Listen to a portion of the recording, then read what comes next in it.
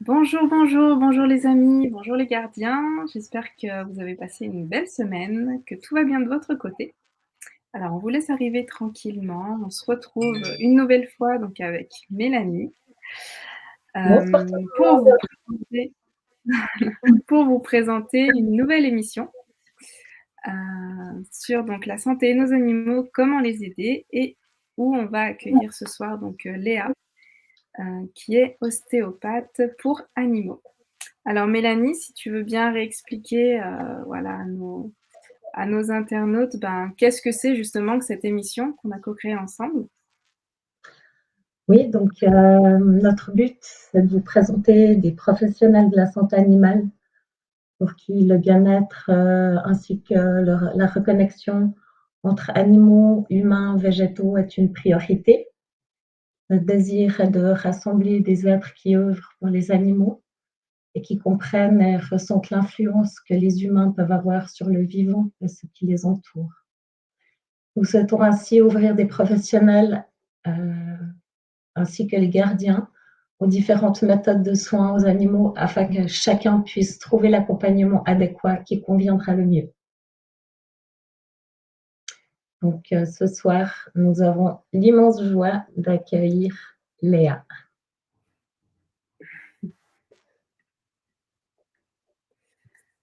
Bonsoir Léa. Bonsoir Léa. Il faut que tu réactives ton micro. Ah oui, voilà. Voilà. Bonsoir les désolée. Bon. Donc bienvenue, merci, de te prêter, du coup, ben, de nous octroyer une soirée avec nous pour parler justement, à la communauté des gardiens, eh bien de ta pratique d'ostéopathie animale et de comment tu aides et comment tu œuvres, toi, de ton côté, avec ta couleur, avec ton énergie, ben, pour aider, ce couple qui nous est cher, humains et animaux. Donc, est-ce que tu pourrais nous parler, hein, ben, voilà, te présenter pour qu'on Oui. sache, ben, qui tu es, d'où tu viens et puis ton parcours qui t'a amené justement à pratiquer l'ostéopathie animale? Oui, alors, ben, déjà depuis toute petite, j'ai toujours été baignée dans la nature et dans le monde animal. J'ai passé une bonne partie de mon enfance entourée par différents animaux que je considérais, je pense à l'époque déjà comme des amis. Alors j'y mettais pas les mots, mais je le ressentais comme ça. J'ai eu notamment, une ânesse, Luna, un poney. J'ai passé aussi beaucoup de temps avec le chien de mes grands-parents, avec qui je faisais à peu près toutes mes activités du quotidien, je crois. Et du coup, j'ai été très à l'aise à être avec les animaux. Je montais déjà à poney petite et c'était un peu dans ce monde-là où je me sentais le mieux quelque part. Et à l'inverse, je me sentais pas très bien dans le monde des humains. J'avais du mal à m'intégrer totalement avec eux, même, dès petite, faire des activités avec, des gens de mon âge et tout ça, c'était pas évident et c'était très difficile de partir de chez moi et finalement de me couper de mon environnement et de mon confort que j'avais, avec, les animaux, la nature autour de moi et cetera et parallèlement à ça, je pense que très vite, j'ai été plongée, dans le monde des adultes. Dans leurs soucis, dans les tracas, les craintes, aussi, dans mon entourage et voilà et que, bah, je comprenais peut-être beaucoup, beaucoup de choses, beaucoup trop, par rapport à mon âge et ça a généré, je pense des craintes en moi et d'une manière générale, j'avais aussi très peur des maladies qui concernaient les humains. Et je pense qu'en fait, c'était surtout de la souffrance que ça pouvait générer et ce qui me perturbait beaucoup, c'était aussi l'expression des symptômes, par le corps et surtout de la lutte, qu'on faisait contre ces symptômes, par les médicaments et je sais pas, ça a toujours généré, beaucoup d'angoisse, pour moi ça, voilà. En même temps, quand je commençais à me dire: «Qu'est-ce que je voudrais faire plus tard?» et cetera, l'idée de travailler avec des humains, Ça me rebutait un peu, parce que, bah, je me voyais pas forcément, travailler avec eux, à leur contact, sachant qu'en fait, dès qu'ils avaient quelque chose, dès que je ressentais, de la souffrance ou des angoisses ou des craintes chez un humain, c'était une crainte pour moi aussi, comme si je le vivais un peu, à travers eux. Et ça a été jusqu'à ce que je réalise qu'en fait, moi aussi, j'étais une humaine. Et du coup, ça a pas été facile parce que, bah, j'ai réalisé que moi aussi, j'étais concernée par, les tracas, les angoisses, la souffrance, de l'humain. Bref, ça a été une période assez compliquée. Puis, j'ai commencé à être attirée par le soin, mais sans vraiment savoir pourquoi, puisque au final, j'étais effrayée à l'idée de devoir faire face, à la maladie, à la souffrance, mais à la fois j'étais attirée par ça, donc c'était un peu voilà. Ensuite, j'ai d'abord voulu être véto, donc vétérinaire, pour être, au contact des animaux et surtout finalement pour m'éloigner un peu, je pensais, des problèmes des humains en me disant bah, au moins ça me permettait de mettre cette distance-là par rapport à l'humain, d'une certaine manière et d'avoir ce confort avec les animaux que je connaissais depuis petite. Mais j'ai réalisé très vite, en faisant aussi des stages et cetera au début de mes études, que j'allais mener une guerre contre des symptômes avec, des médicaments et c'était pas ma manière enfin, c'était pas la manière qui me donnait envie pour pouvoir aider et je crois aussi que j'ai commencé à pressentir, dans mon adolescence, que finalement les symptômes, c'était un petit peu la surface du problème et qu'il y avait sûrement une raison, une compréhension, plus profonde à en faire et que peut-être c'était, que le corps avait besoin d'exprimer quelque chose ou de montrer quelque chose et que, bah, le fait de donner, des médicaments, bien que parfois c'est aussi nécessaire et enfin on y reviendra, c'est toujours en complément, mais voilà, en fait ça me terrorisait de me dire: «On lutte contre quelque chose que le corps essaye de montrer ou de sortir» ou voilà. Donc je me suis dirigée vers l'ostéopathie, ce qui me paraissait être une voie d'accès pour écouter et comprendre le corps au-delà de l'expression des symptômes. Pour les animaux parce que j'avais toujours cette idée de, non, pas les humains, pas les humains.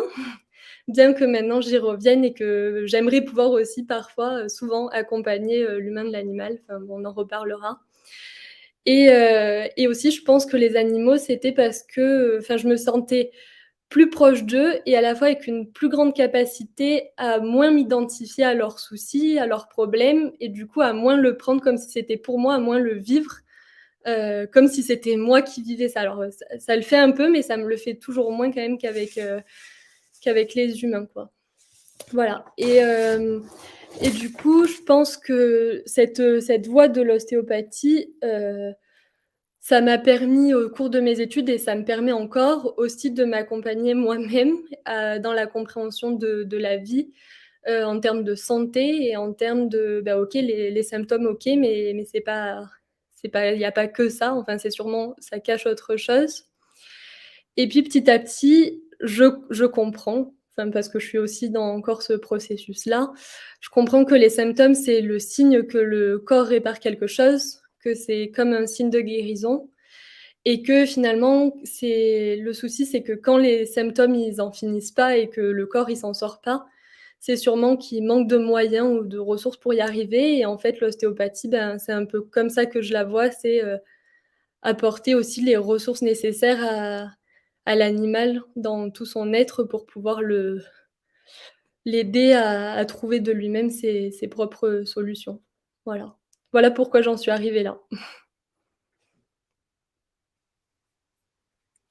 Merci, merci Léa pour tout ce parcours et puis, toute cette explication. En fait, donc de ce que je comprends par rapport à l'ostéopathie, c'est comme un peu un bouton pour réactiver, en fait, c'est ça? Le corps, la guérison du corps ou réactiver un petit peu, enfin, tu peux nous expliquer ça par rapport à ta pratique justement en ostéopathie, Oui. au-delà de la machine, du mécanisme? Mmh. L'ostéopathie, c'est, enfin, pour le présenter un petit peu déjà, dans les grandes lignes, c'est une médecine qui est holistique, qui a pour but, de prévenir ou de traiter des troubles fonctionnels du corps. C'est toujours en complément de la médecine conventionnelle classique, donc vétérinaire, en l'occurrence pour les animaux, qui s'adresse plutôt du coup aux pathologies organiques qui vont nécessiter une intervention, thérapeutique, chirurgicale, médicamenteuse ou voilà. Et donc l'ostéopathie, c'est une médecine qui est manuelle. On se sert uniquement de nos mains, pour traiter, et pour, aider le corps à se réajuster. Et l'objectif justement, beh, voilà, c'est d'aider le corps à se rééquilibrer en redonnant de la mobilité aux tissus et le fait de remettre le corps dans le mouvement, donc le mouvement en ostéopathie et dans d'autres médecines, on dit que le mouvement, c'est la vie et en remettant le corps dans le mouvement, on va l'aider finalement à utiliser sa propre énergie et ses propres ressources physiologiques pour que de lui-même, il puisse parvenir à son auto-guérison. Ce qui est finalement le propre de la vie, c'est de toujours aller, vers la santé et le corps, a tous les ingrédients nécessaires pour pouvoir de lui-même se rééquilibrer, se soigner, voilà. Et donc, en ostéo, on va apprécier, l'équilibre physique, psychique aussi et émotionnel de l'animal. On va, comment dire? Sentir, à travers son corps et à travers les tissus de l'animal, s'il y a des zones qui justement manquent de mouvement, manquent de vie, pour aider le corps petit à petit à se réajuster. Voilà.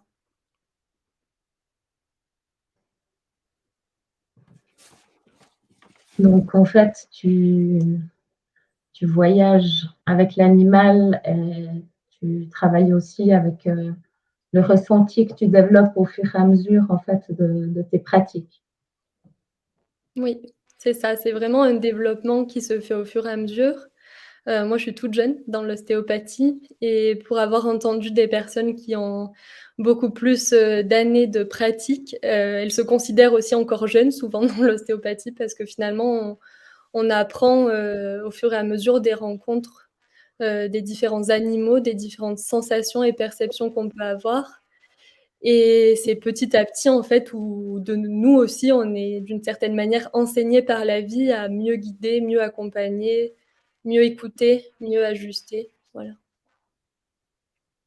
Oui, c'est une constante évolution, dans la pratique, puis j'imagine aussi que le ressenti, il est plus seulement physique après, ça devient aussi, ça englobe d'autres sphères, le ressenti, dans l'observation de l'animal avec, les émotions ou comme il peut réagir et je pense, ça devient de plus en plus subtil.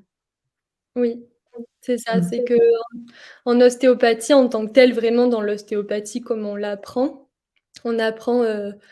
plusieurs techniques, plusieurs, manières de faire et pour, enrichir notre boîte à outils. Mais après toute la subtilité, c'est d'être dans l'écoute de ce dont l'animal a besoin et de l'accompagner avec un des outils de notre boîte par rapport à voilà. Il y a plein de manières de pratiquer l'ostéopathie. Je pense qu'il y a autant d'ostéopathes que, enfin de manières de pratiquer l'ostéopathie que d'ostéopathes et chacun en fait enrichit un peu son panel, aussi d'outils et sa capacité à écouter au mieux et au plus juste, l'animal pour pouvoir l'aider dans le chemin qui lui correspond et pas appliquer, simplement des techniques, des successions de techniques qui au final perdent un peu le sens quand on n'est pas dans l'écoute, en même temps, quoi.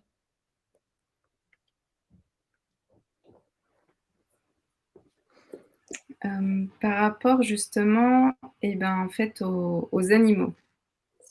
Est-ce que tu peux pratiquer justement, aider, tout type d'animaux? Alors, on a l'habitude de penser aux animaux familiers comme les chiens, les chats, Mmh. mais des personnes qui auraient des furets, des lapins, des poules par exemple ou autres, bon chevaux, ça aussi, c'est plus courant aussi chez les chevaux, je sais pas, chèvres ou voilà. Est-ce que ça, tu peux pratiquer sur tout type d'animaux, justement? Mmh. Alors oui, ça l'ostéopathie s'adresse à tout type d'animaux. Généralement, c'est quand même beaucoup sur les chevaux et puis sur, nos animaux de compagnie, les chiens et les chats. De plus en plus, ça se développe aussi et les gens sont en demande pour leurs autres types d'animaux, comme tu disais, les furets, les lapins, voilà. Il m'est arrivé aussi une fois de faire une petite perruche qui avait du mal à enfin qui arrivait plus à voler. Donc voilà, après, comment dire? On transpose un petit peu parce que c'est vrai que, ben, on apprend beaucoup la pathologie, la physiologie, des animaux les plus «courants» entre guillemets, qu'on voit, en soins. Donc on applique un petit peu et en appliquant finalement les principes de l'ostéopathie, qui sont, la capacité du corps à s'autoréguler, l'unité du corps, le rapport entre la structure et la fonction et puis, la libre circulation des fluides corporels et cetera. En appliquant ces principes, finalement, ça s'adresse à tout le monde, heu, humain aussi. Alors bon, pour être ostéopathe humain, il faut une formation, spécifique, mais dans le milieu animal, ça s'adresse à tout type d'animaux et voilà, dans du temps qu'on est dans le respect aussi de l'animal, c'est vrai que, par exemple, sur les animaux sauvages, ça se fait aussi. Après, bah, il y a toujours cette question de est-ce qu'on doit, les toucher ou est-ce qu'on doit leur laisser leur côté, sauvage et voilà. Bon, voilà, mais ça peut s'adresser en tout cas à tous les types d'animaux en fonction des demandes et voilà. Et donc par rapport justement à, des séances que tu as pu faire, ma question c'est aussi par rapport justement, comme dans les mots du corps, on dit qu'il y a des mots derrière et on va aller chercher ça justement, comme tu parlais par rapport à la médication, il y a pas que voilà, que ça, mais aller chercher, comme disait Irène Grosjean, la cause des causes des causes des causes, Mmh. qui fait que le corps parle. Mmh. Est-ce que justement, des fois, ça peut être lié à l'environnement, ça peut être lié à peut-être quelque chose qui s'est passé, avec les gardiens dans la famille, des petits traumas, hop et que le corps de l'animal le traduit comme ça et du coup, il y a une pathologie derrière? Enfin, voilà, comment ça se passe comme ça dans les demandes, dans les séances? Est-ce qu'il y a des résonances comme ça? Oui. Alors, pour te répondre, enfin, au-delà de l'ostéopathie, j'ai aussi participé à plusieurs autres, stages, notamment avec Florence que vous avez déjà interviewée sur votre émission, qui m'ont permis aussi d'élargir mon abord de l'animal, enfin, de manière beaucoup plus large que ce que je l'avais, appris, dans ma formation initiale et finalement maintenant je vois le soin plutôt comme un temps qu'on offre pour prendre soin de l'animal, une présence aussi et un instant d'écoute pour l'animal, mais aussi pour son humain. Parce que c'est ça, à quoi je voulais en venir, et pour aussi répondre à ta question, c'est que, bah, j'ai réalisé aussi très vite que finalement, oui, je voulais travailler avec les animaux, mais très souvent, bah, c'est d'une certaine manière aussi en lien ou pas, mais en tout cas, l'humain est inclus, dans la séance, alors plus ou moins selon les cas et donc dans les séances, il y a d'abord une notion d'écoute, d'être avec et tout un temps de reliance à l'animal, qui se fait par l'intermédiaire des mains, du toucher, avant que j'utilise en fait des outils, pour pouvoir l'accompagner et c'est l'animal au final qui va lui-même mener la danse et qui va nous montrer à son rythme, ses résistances, heu et dans tout le déroulé, on prend aussi un temps évidemment pour, entendre l'humain nous parler de son animal.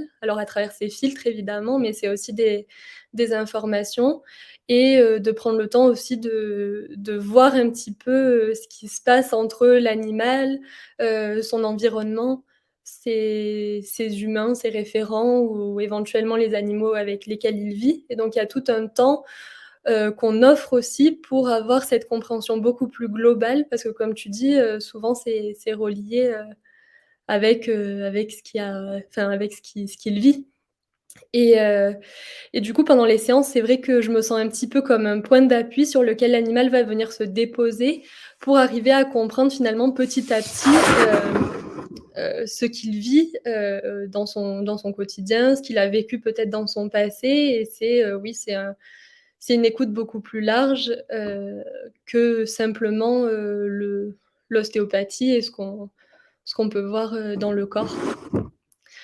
Hem et d'une autre part, on écoute aussi, les rythmes de l'animal et la vie qui est aussi à l'intérieur de lui, au sein de ses tissus et finalement, on se rend compte que pendant les séances, dans les endroits où la vie, elle était plus fragile, où il y avait des résistances et qui souvent nous ramènent, comme tu disais, à son environnement, son rapport avec ses humains et cetera.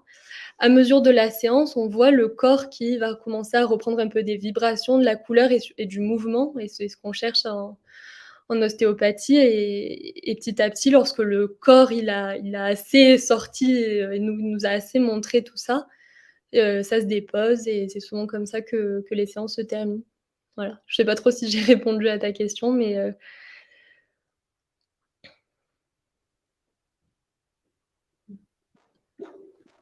Merci Léa. Si vous êtes sur Facebook, n'hésitez pas à mettre vos noms dans les commentaires parce qu'on ne les voit pas apparaître. Et si vous avez des questions, faites-vous plaisir et posez-les sur YouTube ou sur Facebook, s'il vous plaît.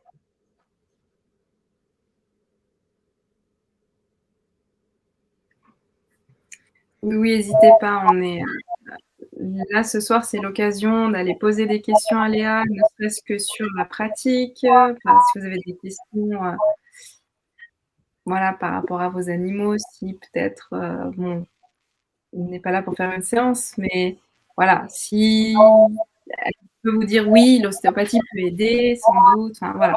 N'hésitez pas à poser des questions et justement par rapport à ça, ben, quel type de pathologie, en fait, tu peux traiter en ostéo? Et est-ce qu'il y a forcément besoin, enfin besoin, le mot est mal choisi, hein, mais est-ce qu'on peut faire aussi une séance en prévention ou moi j'ai l'habitude de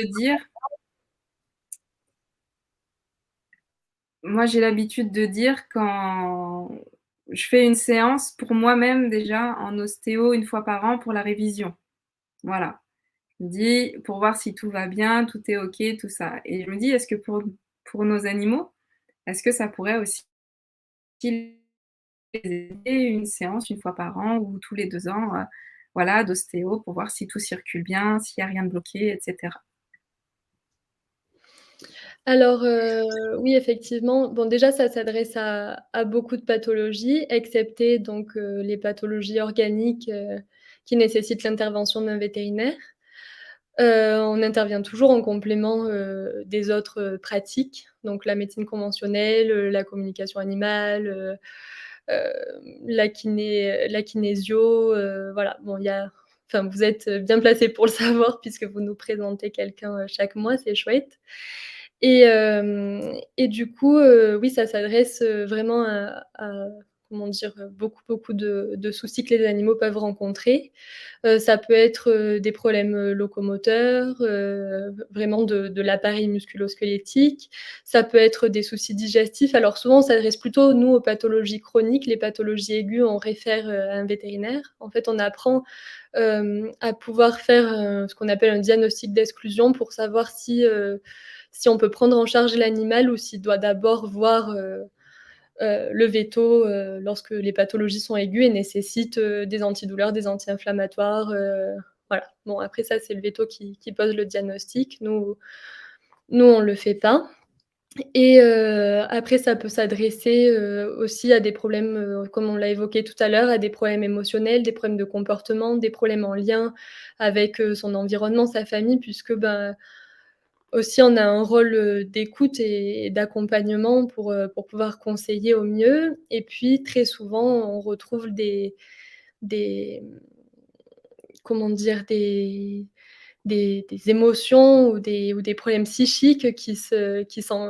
comment dire? S'imprègnent un petit peu dans le corps et on est là pour finalement, accompagner le corps de lui-même à pouvoir déjà se réajuster puisque quand le corps, va bien par son lien aussi avec, l'esprit de l'animal, ça peut parfois contribuer à débloquer des situations, quelles qu'elles soient de physiques ou autres. Voilà.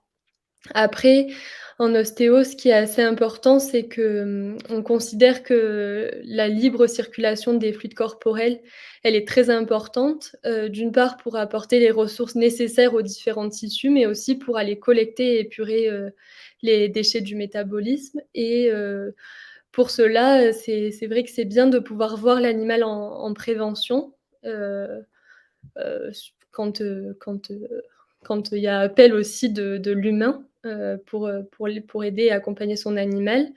Parce que, on va, comment dire? Réajuster une ou plusieurs parties du corps, pour redonner une petite impulsion, pour éventuellement vidanger et surtout finalement pour apporter une attention aussi délicate que possible pour que la vie reparte dans les zones où déjà elle commençait un petit peu à être plus ténue, plus fragile et c'est vrai qu'en prévention, du coup, ça permet d'aider l'animal à maintenir un terrain, physique déjà, le plus sain possible pour qu'après il puisse éventuellement, compenser, des événements ou des traumatismes physiques, émotionnels, peu importe, qui viendraient s'engrammer dans le corps, petit à petit.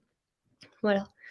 Après on propose, toujours des ressources à l'animal et c'est lui, d'une certaine manière, qui fait le choix de l'auto-guérison et de la manière dont il va y accéder et d'une certaine manière, nous, on est juste là pour donner la petite impulsion qui va permettre à l'animal d'accéder à ses propres solutions et à gérer un peu, comme il peut en fonction de sa situation.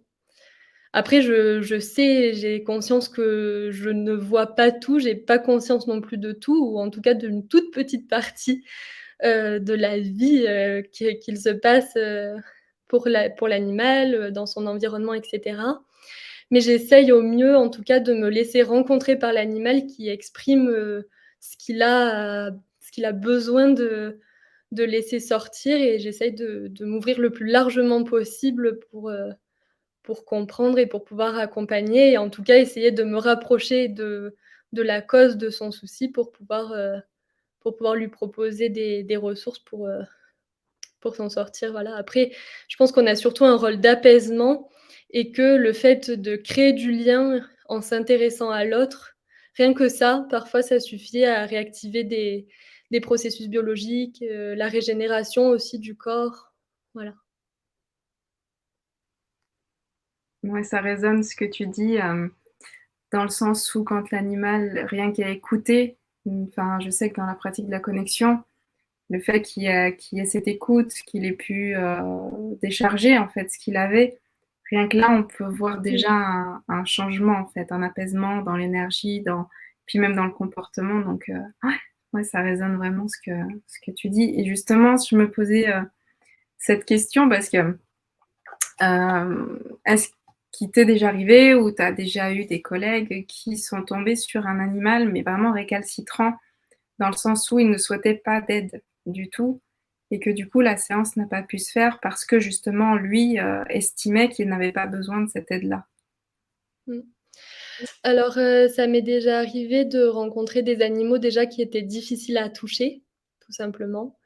Bon finalement, comme j'ai un peu d'autres abords, on finit toujours par, mettre l'animal en confiance et cetera, mais c'est vrai qu'il y a aussi des grands traumatisés, ou qui ont aussi leurs, raisons de pas se laisser, approcher et du coup, c'est pas toujours facile. Après, justement, en offrant cette écoute, c'est très souvent que d'eux-mêmes, ils viennent se déposer petit à petit parce qu'on leur offre, comme tu dis, cette oreille, enfin, c'est pas que l'oreille finalement, c'est tout le corps qui est en écoute, mais on vient leur offrir cet espace dans lequel ils peuvent d'eux-mêmes, gérer d'une certaine manière et nous montrer à leur rythme un petit peu comment ça se passe pour eux.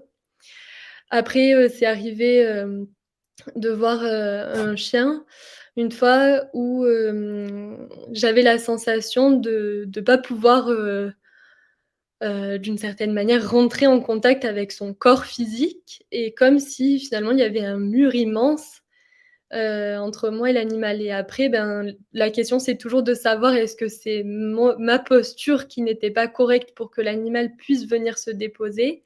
Ou est-ce que c'est lui qui ce jour-là ou à cet instant-là, n'avait pas cette volonté, ce besoin ou n'était pas prêt à se livrer? Voilà, après je sais jamais si ça vient de moi ou si ça vient de l'animal en lui-même, mais c'est vrai que pour faire la balance, il y a d'autres animaux avec lesquels, même si, à première vue, ils sont très agités, que ça va être pas facile et cetera, très souvent leur sensibilité physique fait que les informations arrivent très vite, très rapidement, on crée du lien. Très rapidement, on entre dans une reliance qui apporte des informations, aussi pour aider le corps de l'animal, pour dérouler les tissus, pour, relancer la vitalité qui manquait parfois, voilà et voilà, donc ça dépend vraiment de l'animal, mais je peux pas dire: «Non, il y a des animaux qui veulent pas», parce que je me demande toujours si c'est moi, enfin si c'est ma posture qui était adéquate à, heu, à cet animal. Voilà, c'est toujours une grande remise en question. Voilà.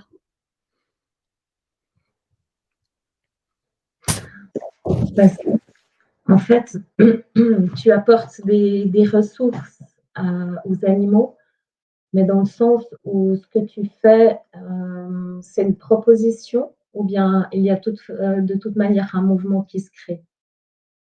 Parce qu'il y a des animaux, j'imagine, qui peuvent être OK pour se laisser approcher et toucher, mais qui sont peut-être pas prêts à recevoir certaines ressources. Est-ce que s'ils se laissent toucher, les ressources, ils peuvent les gérer eux-mêmes? Alors, ben, c'est une question qui est pas facile parce que, comment dire? Au départ, l'écoute que je propose, j'essaye d'instaurer un cadre, ajusté à l'animal et c'est pas toujours évident justement, c'est ce qu'on disait avant, de trouver la posture adéquate pour que l'animal ait envie de se livrer parce qu'ils sont tous très différents. Et ensuite, lorsque la comment dire? L'espace est ouvert, l'espace d'écoute et de soins, très souvent, comment dire? Je croise entre, ce que je ressens de l'animal et les zones qui m'attirent sous les mains. Alors très souvent, ça se passe comme ça. Alors parfois, il y a un temps avant même que je pose mes mains où je vois un petit peu, alors je sais pas si je vois ou si je le sens, mais que, d'une certaine manière, je vois un peu les zones,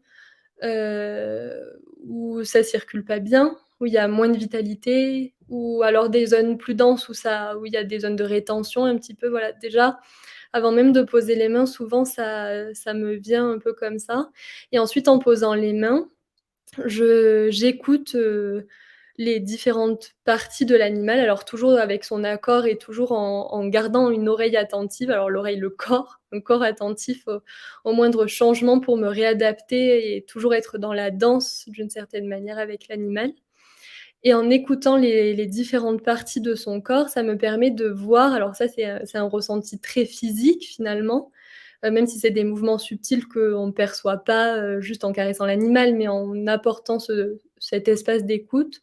Je sens la vitalité dans ces tissus, la vie qui fourmille dans les tissus et du coup, à l'inverse, les zones où au contraire, c'est le calme plat, où c'est dense, où ça a du mal, où c'est voilà, c'est enfin, il y aurait un milliard de mots pour qualifier puisque c'est toujours très différent et ensuite, ben, je propose des impulsions par des mouvements tissulaires très souvent, par de l'écoute, des rythmes. Alors on appelle ça en ostéopathie le mécanisme respiratoire primaire. C'est finalement comment dire? Une addition de différents mouvements qui viennent créer, une onde, qu'on appelle la marée à l'intérieur du corps et très souvent, bah, c'est un des outils dont je me sers pour, d'une part sentir les endroits où il y a pas cette marée et d'autre part pour donner l'impulsion qui la relance, voilà. Mais après c'est toujours alors oui, c'est d'une certaine façon en écoute, un acte que je fais, que je propose,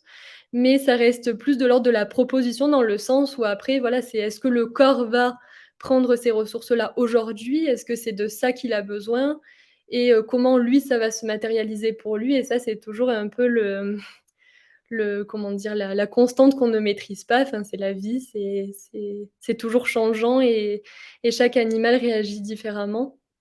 Après, il y a des outils qui sont beaucoup plus, physiques parce que parfois finalement, c'est une épaule qui appelle juste pour être manipulée d'une manière tout à fait, mécanique et parfois c'est ça et parfois non, c'est toujours cette épaule, oui, mais alors c'est pas ça que ça appelle. Parfois c'est, à quoi c'est en avec quoi c'est en lien? Est-ce que c'est en lien avec quelque chose d'extérieur ou d'intérieur, de quelque chose qu'il a vécu avant ou qu'il est en train de vivre?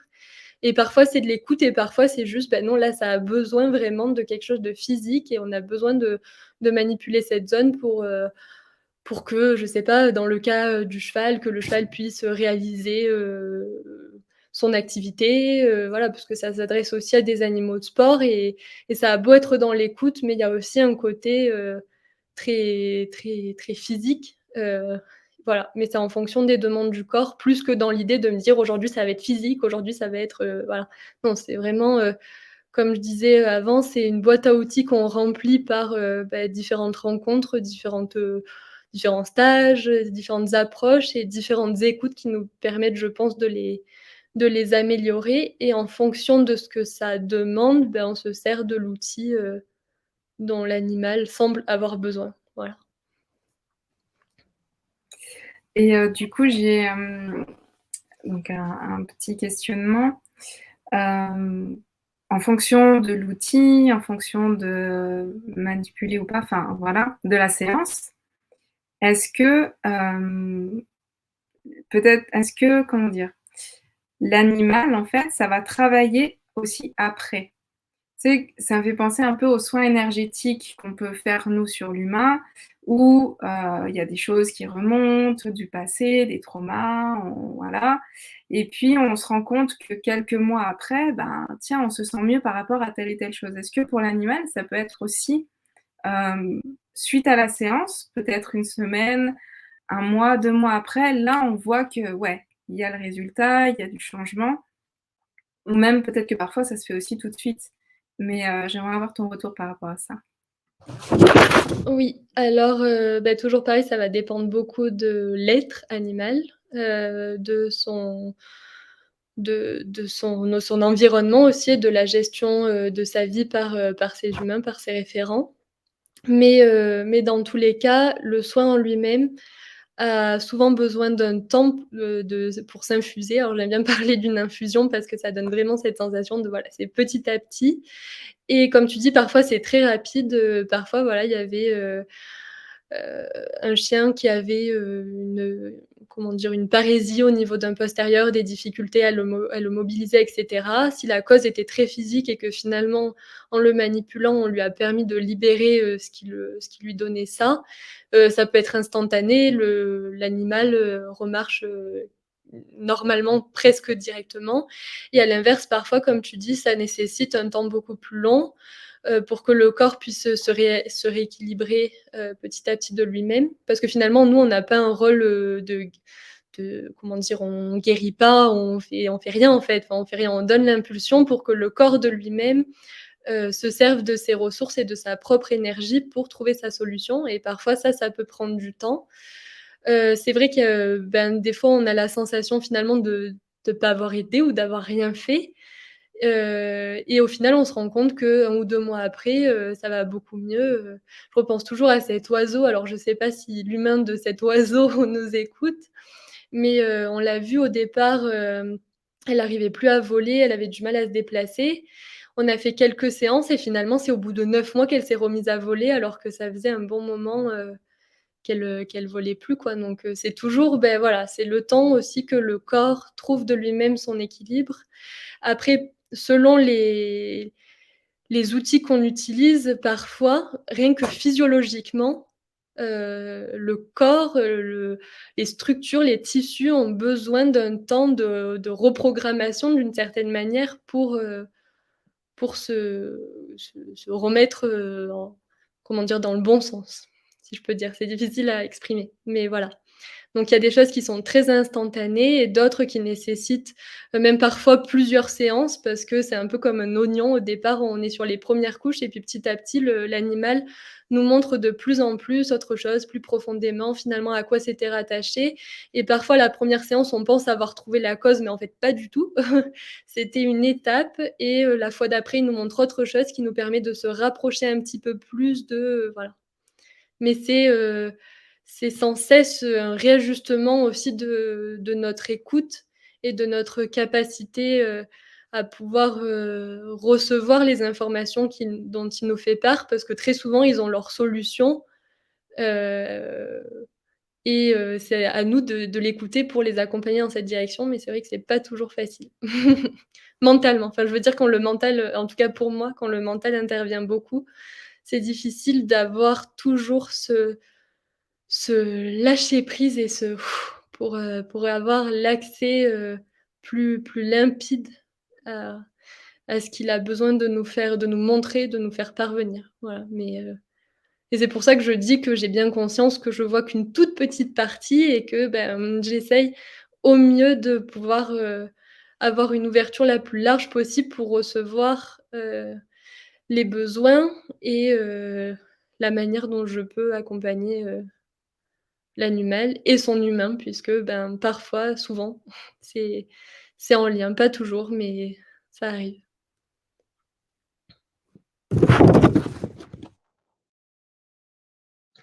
Oui, il peut y avoir, des résonances, avec, l'humain, dans le sens où ça peut être simplement aussi des fois des blessures similaires chez l'un et chez l'autre, et ça résonne, de cette manière-là. Il y a vraiment, c'est vraiment, intéressant de pouvoir, voir chaque histoire car, vraiment, il y a que des histoires, pour chacun. Il y a pas une histoire pour tout le monde.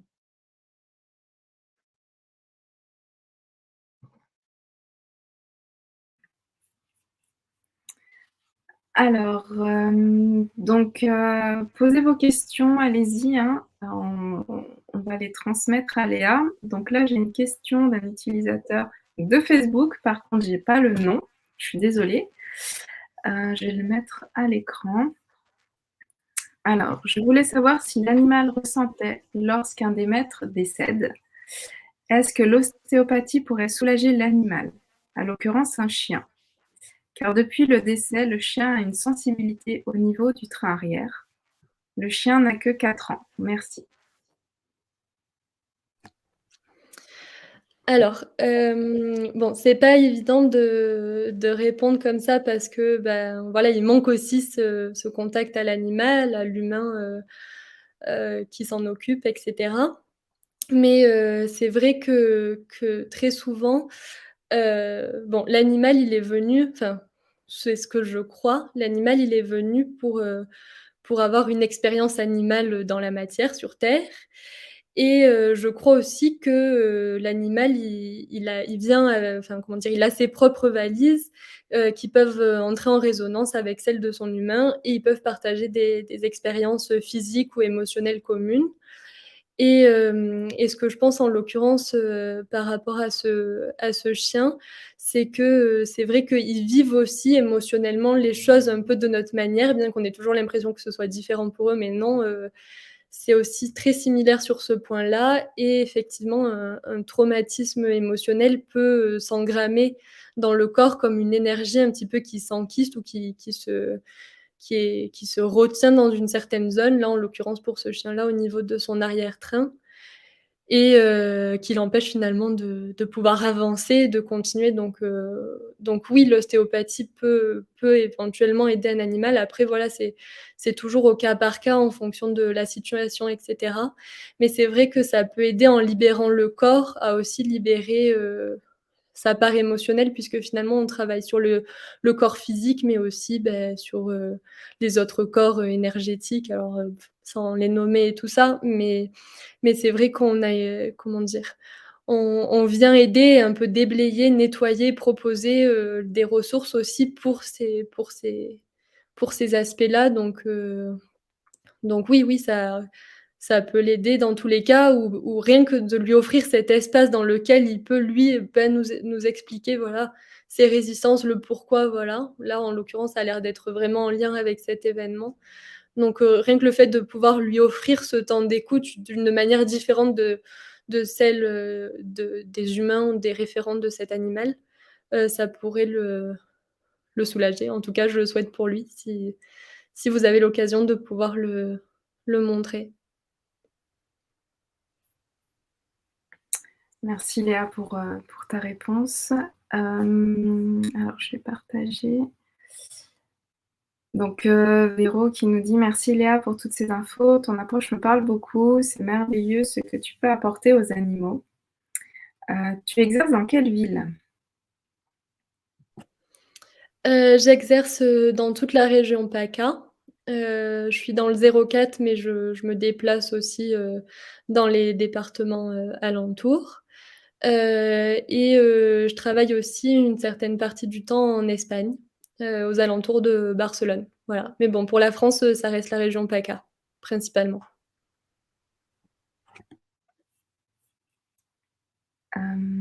Est-ce que le reiki et l'ostéopathie sont semblables ou pas? Quelle est la différence? Alors, moi, je connais pas trop le reiki, enfin, de nom, oui et je vois ce que c'est, mais j'ai jamais fait de formation. Je pense que quand même c'est différent, dans le sens où le reiki, alors de ce que j'en sais, c'est comment dire? Une médecine plutôt énergétique. Alors l'ostéopathie aussi d'une certaine manière, mais sur d'autres plans.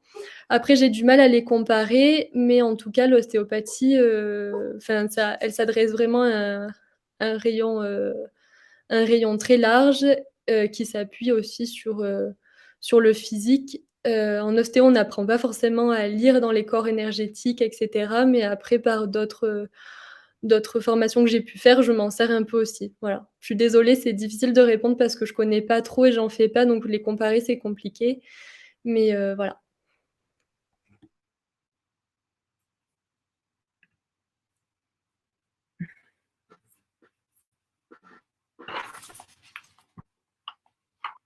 Donc merci pour ta réponse. Ah! Véronique qui dit que dommage, elle est trop loin.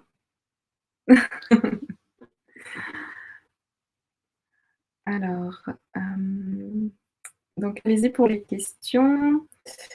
Hem, donc je suis en train de relire.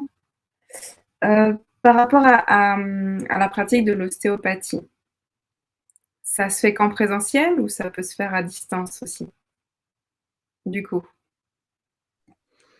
Alors l'ostéopathie, en tant que telle, l'ostéopathie, c'est en présentiel. C'est en présentiel parce que ça passe par le toucher, c'est manuel. Donc pour l'ostéopathie, oui, on a besoin d'être, en contact de l'animal et c'est toujours intéressant aussi enfin moi je fais que du domicile parce que j'apprécie pouvoir voir l'animal, dans son environnement, de pouvoir aussi capter des informations qui me parviennent de son environnement, éventuellement de ses congénères, animaux ou humains. Et c'est toujours chouette d'avoir une approche, globale qui permet de comprendre, un peu, ce qu'il vit et comment. Voilà, donc l'ostéopathie, c'est en présentiel. Après, heu,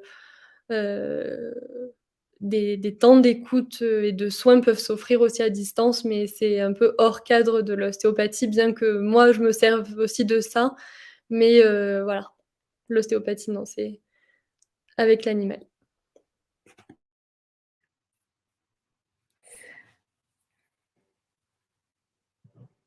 C'est pas Et Mélanie, c'est oui, est-ce qu'il t'arrive des fois d'avoir, des demandes, du gardien, de l'humain, de l'animal, de travailler aussi sur lui?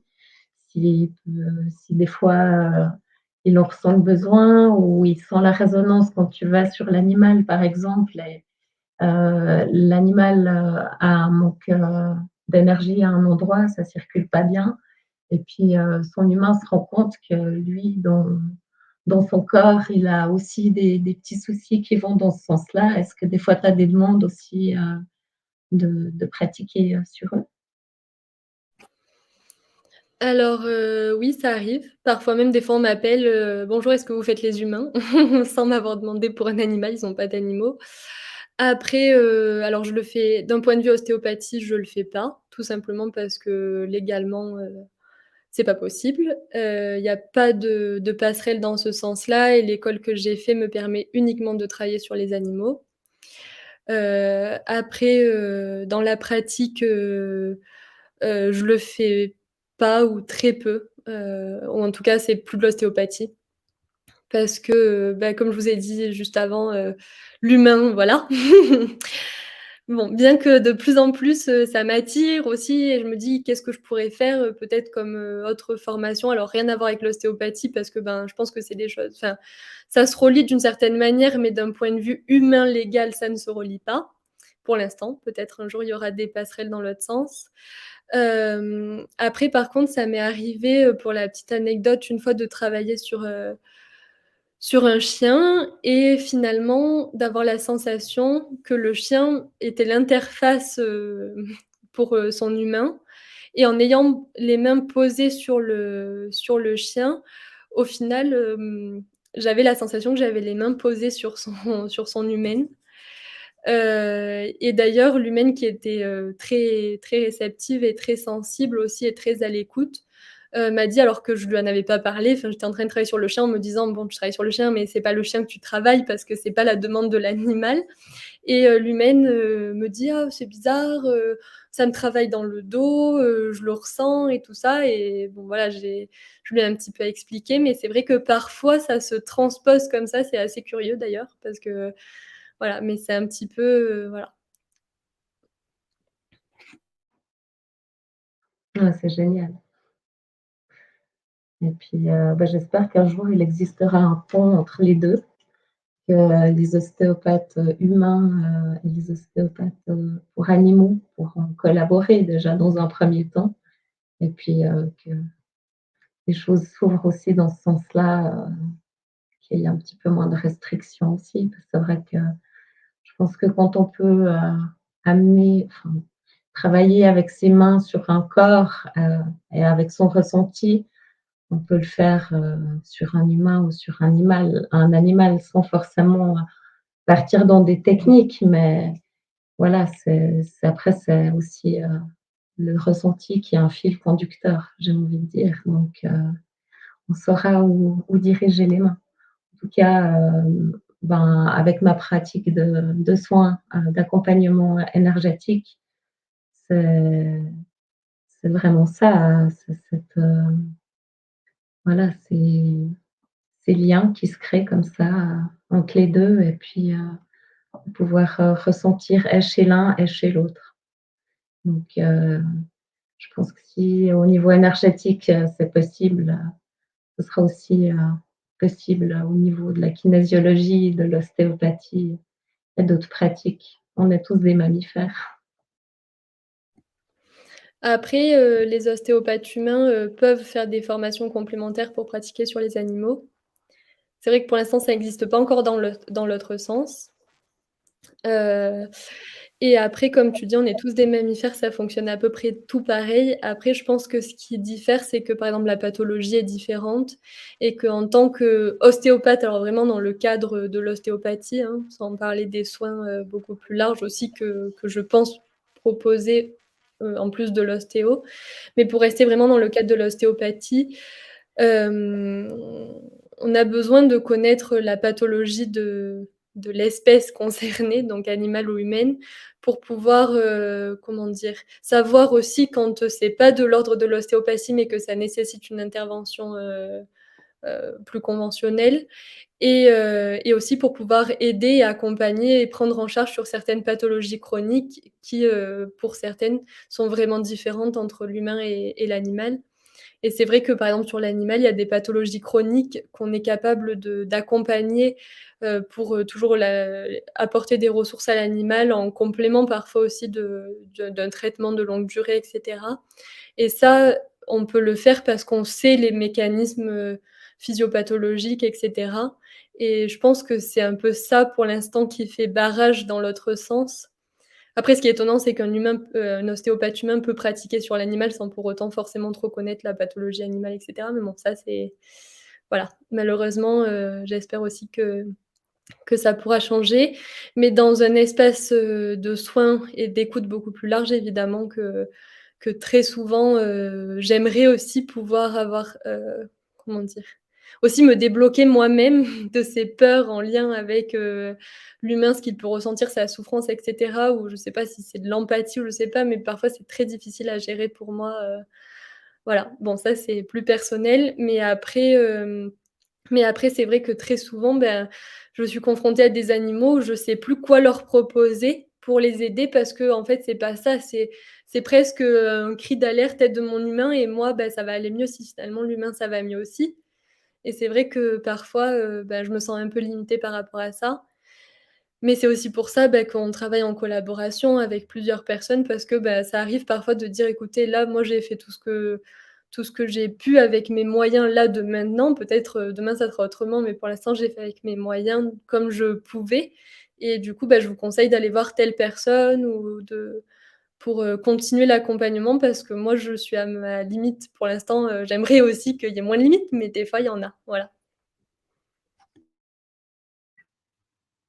Oui et puis c'est très sage et c'est se respecter en tant que professionnel et respecter, et bien les gens qui viennent nous voir, les animaux, pour justement, ben, voilà, qu'ils soient pas bloqués et aller justement, voilà, proposer d'autres professionnels comme tu le dis, c'est important.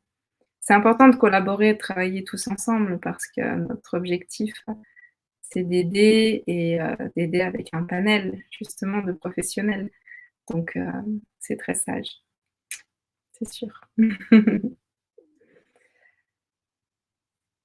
Alors j'en ai un témoignage d'Anne-Claire. Bonsoir Anne-Claire.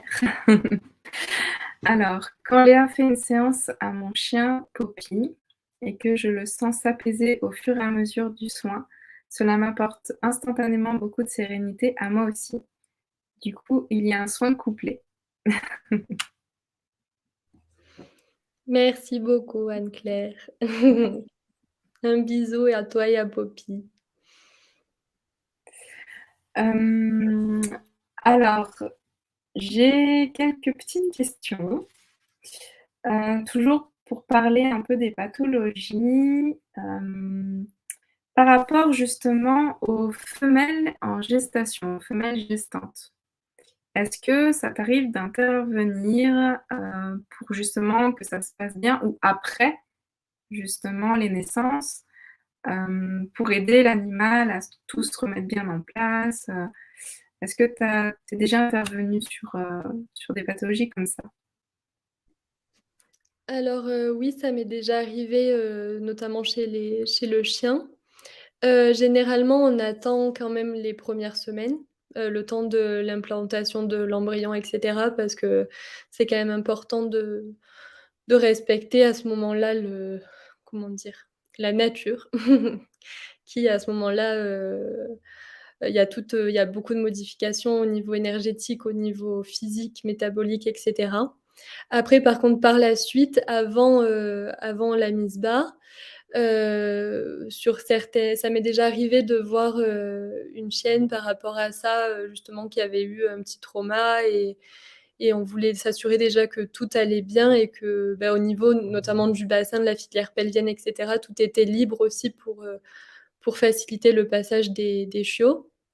Après, c'est très souvent qu'on voit, les animaux après la mise bas, les juments aussi beaucoup parce que, bah, ça entraîne, des profondes modifications du corps pendant toute la gestation, au niveau métabolique, aussi au niveau physique, au niveau des tissus, des fascias qui sont les enveloppes de à peu près toutes les structures du corps et c'est vrai que ça vient entraîner des phénomènes de tension et cetera. Bon, tout est très bien fait normalement, mais c'est vrai que parfois, un petit coup de pouce pour redonner un peu l'impulsion, nécessaire pour que le corps retrouve un peu, bah, sa capacité, son élasticité et cetera pour, se remettre en place, ça aide beaucoup. Voilà et notamment après, bon moi j'ai jamais encore consulté d'animaux comme ça, mais il y a des animaux, que ce soit des juments, des chiens, des chats, des vaches et cetera. Il y en a qui ont des mises-bas très difficiles ou qui se passent pas bien et d'autant plus,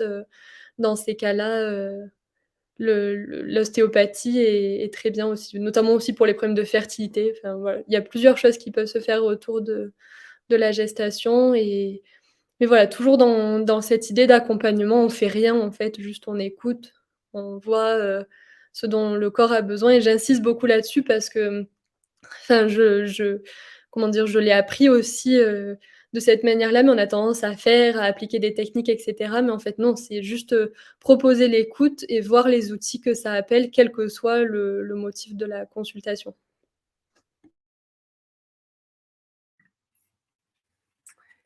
Merci pour ces précisions-là. J'enchaîne avec mes autres questions, du coup. On disait tout à l'heure par rapport à la prévention et ça m'a fait penser à ces animaux qui alors je pense plus aux chiens, donc j'ai plus de connaissances avec les chiens, voilà.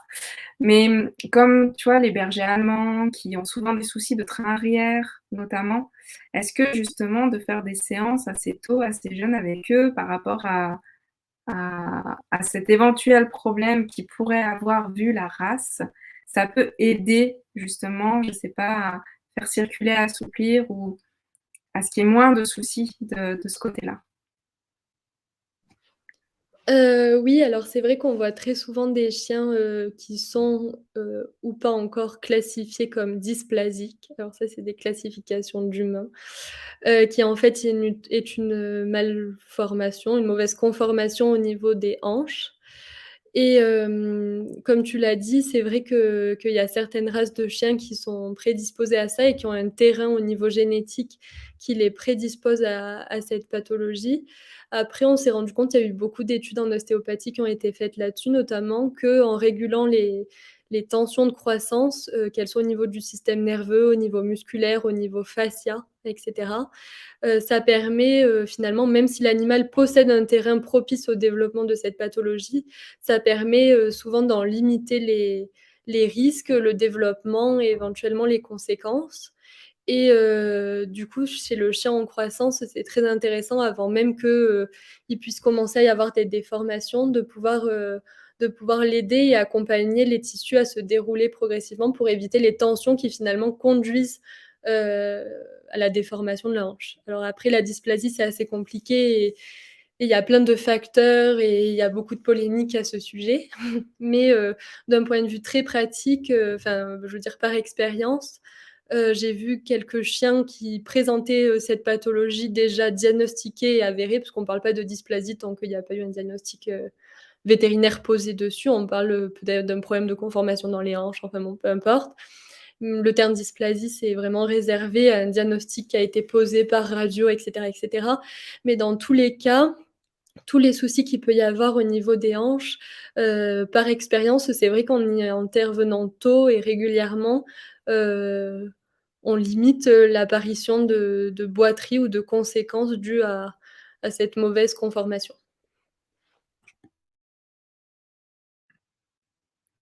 OK, donc c'est bon à savoir, pour certains gardiens qui justement ont certaines, ben, voilà, races de chiens avec eux et voilà, ça peut être quelque chose qui peut du coup soutenir, et en par rapport à l'ostéopathie, on peut un bébé chiot par exemple, on peut justement pratiquer, enfin faire des séances, c'est à n'importe quel âge justement par rapport aux animaux ou il y a quand même une limite? Alors, il y a pas du tout d'âge. Toujours pareil, c'est une question d'écoute, je pense. Parce qu'évidemment, on n'utilisera pas les mêmes outils et en fait, tout simplement, ça ne fera pas appel aux mêmes outils en fonction Mmh. de l'animal, de son espèce, de son âge et cetera. Mais, il y a pas de contre-indication si ce n'est, ce qu'on peut ressentir lors de l'écoute et c'est pour ça qu'au-delà de la théorie, c'est vraiment dans Mmh. la pratique, de quoi ça nous parle, qu'est-ce que ça nous montre et est-ce que est-ce que oui ou non c'est bon de le faire à ce moment-là? Voilà, c'est OK. Donc c'est ma dernière question. Écoute, j'en profite, hein. Alors je pense à l'arthrose. Je vois beaucoup de chiens. J'ai eu Makara qui avait plein d'arthrose, à la fin de sa vie, une chienne en plus super speed, au taquet qui voilà et j'ai recroisé l'autre fois en balade un toutou, ça m'a fait penser à elle. Pareil, il marchait comme il pouvait, mais donc âgé aussi et je me posais la question de savoir si justement en ostéopathie, c'était quelque chose qui pouvait se prévenir dans le mécanisme justement, en fait. Je sais pas trop comment fonctionne, enfin, l'arthrose, comment ça se dépose, comment pour le pourquoi du comment en réalité, mais du coup, est-ce que c'est quelque chose justement qu'on peut prévenir aussi? alors, je crois que, comment dire? Oui, dans tous les cas, on peut prévenir un petit peu l'apparition de ces phénomènes. Alors bon, c'est des phénomènes dus, soit à des traumatismes qui peuvent, du coup arriver chez l'animal plus jeune, soit, comme tu dis, très souvent dus à la vieillesse, à l'usure des cartilages et cetera qui provoquent ces excroissances, cartilagineuses et osseuses qui vont rentrer en frottement et c'est ça qui va générer les douleurs. Dans tous les cas, dans l'idée, enfin comment dire? Quand on vient pour proposer, au corps de se rééquilibrer et cetera, on joue aussi finalement sur le terrain de l'animal et tout à l'heure tu évoquais la dysplasie et cetera, mais finalement ça s'adresse pour toutes les pathologies, qu'elles soient, plus importantes ou pas. En travaillant sur le terrain, on aide le corps à garder toujours un niveau vibratoire et énergétique, suffisamment haut pour ne pas développer, de pathologie.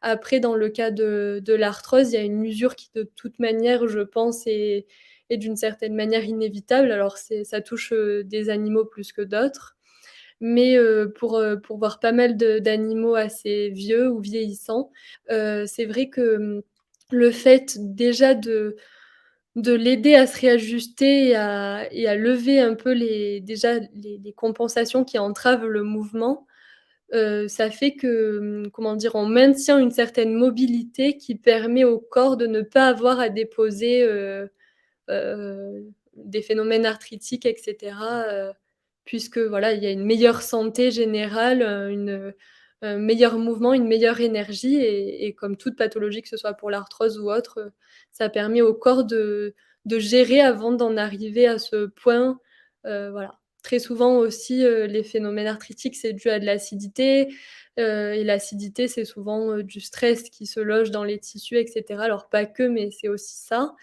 et le fait de venir, comment dire? Permettre au corps de s'épurer, de libérer, en fait, la circulation des fluides du corps, ça permet aussi d'éviter ces dépôts acides qui viennent après, créer des pathologies qui limitent les mouvements, quoi.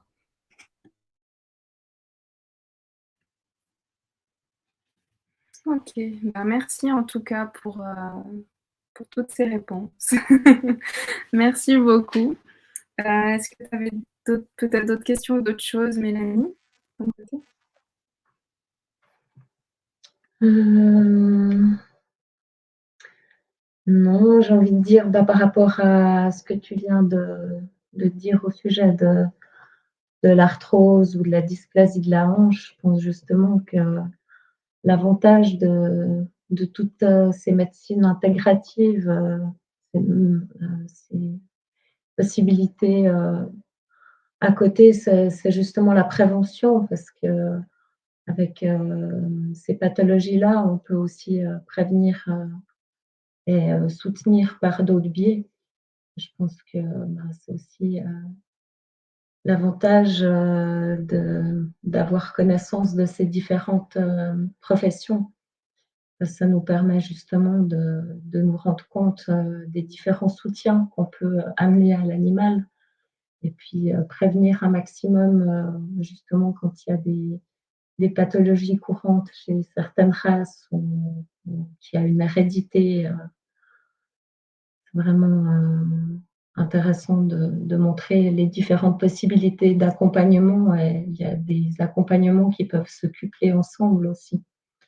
Donc c'est vraiment, génial de pouvoir, aussi accompagner et puis, prévenir, être dans la prévention et puis dans le soutien de l'animal. En tout cas, merci infiniment Léa pour toutes ces explications, pour, toute ta présentation. Merci beaucoup. Après, c'est avec, les moyens du bord de maintenant tout de suite, hein, mais voilà. Ça évolue tout le temps et bah, je grandis aussi, j'ai d'autres compréhensions et ça se développe petit à petit et l'écoute aussi, de lâcher le mental et cetera, c'est un long chemin.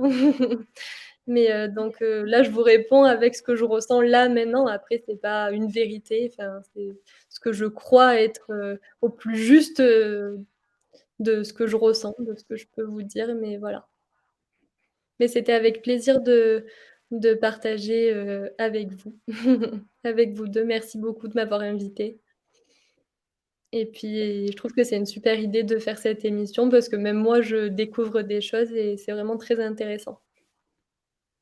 Mmh.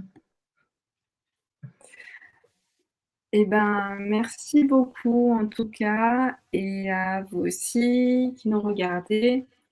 Hésitez surtout pas pour soutenir l'émission, pour que, ben, voilà, l'émission avec Léa soit vue, voilà, sur sa pratique, de l'ostéopathie, pour qu'il y ait un maximum de gardiens aussi qui aient connaissance de toutes les possibilités, toutes les pratiques qui peuvent aider leurs animaux, de partager, de mettre un petit pouce, un petit j'aime à cette vidéo. Comme ça va permettre, voilà, de faire connaître cette émission et puis différentes pratiques au plus grand nombre. Voilà. Merci vraiment pour cette soirée passionnante. J'ai appris énormément de choses. Merci Léa d'être naturelle, vraiment. C'est très très important et puis on sent que tu es passionnée et ça vaut de l'or, vraiment. Et puis, ben, écoutez, on se retrouve le mois prochain, voilà, avec un autre professionnel.